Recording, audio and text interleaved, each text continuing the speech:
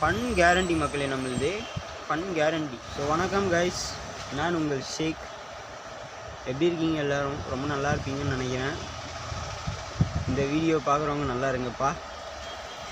ஏன்னா நம்மளோட வீடியோ ரொம்ப நாள் ஆயிடுச்சு போஸ்ட் போட்டு, இப்போ ரீபோஸ்ட் போடுறோம்.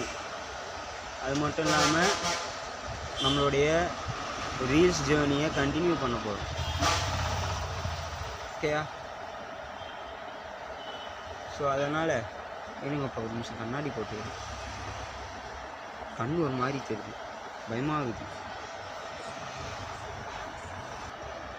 ஸோ அதனால் நம்ம என்ன பண்ண போகிறோம்னா, மறுபடியும் ரீல்ஸ் ஜேர்னியை கண்டினியூ பண்ண போகிறோம்.